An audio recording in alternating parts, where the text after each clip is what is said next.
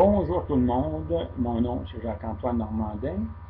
Donc, je vais vous rédiger je vais vous lire un clip que j'ai rédigé ce matin concernant ma candidature dans la circonscription électorale de Brome-Missisquoi. Je veux vous avertir que le directeur général des élections a refusé ma candidature pour des raisons tout simplement qui sont simplement de sa juridiction à lui. C'est pas justifiable, mais peu importe. Et je vais vous lire exactement ce qu'il y en est.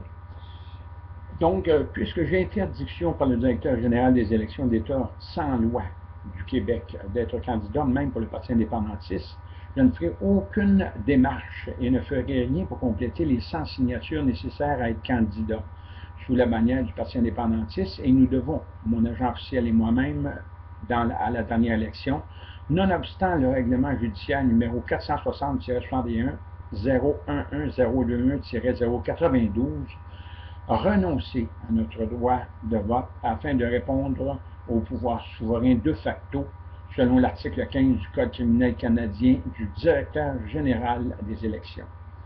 Ce directeur général de facto des élections du Québec peut me donner son accord une semaine avant l'élection dans cette coutume hypocrite et frauduleuse de nos dirigeants gouvernementaux au contrôle du directeur général des élections et de nos insignifiantes institutions démocratiques auxquelles Pauline Marois elle-même avait accordé aux minorités, fût-il seul devant la majorité, tous les privilèges qu'une majorité peut espérer lui être attribués. Et ça, on va à l'abrogation de l'article 93 de l'Acte de l'Amérique du Nord-Britannique. Donc, quiconque se rend au bureau de scrutin, prend son bulletin de vote et coche tous les candidats, annule automatiquement son vote. Ne laissez pas votre vote vide pour ne pas vous exposer à faire voter quelqu'un à votre place, à votre insu. N'oubliez pas que la juge France Charbonneau de la commission Charbonneau a révélé que son maître, c'était le mandat ou un bout de papier.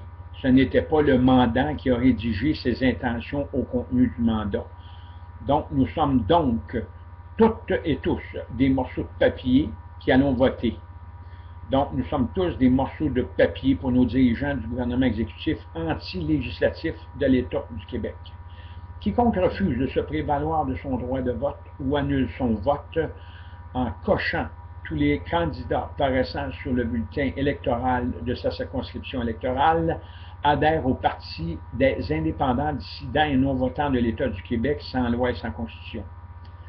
Donc, cet exercice électoral suffit pour mettre sous tutelle l'Assemblée nationale, le dévolu lieutenant-gouverneur, les tribunaux judiciaires et le barreau sous son empire anti-monarchiste et anticonstitutionnel de l'État du Québec.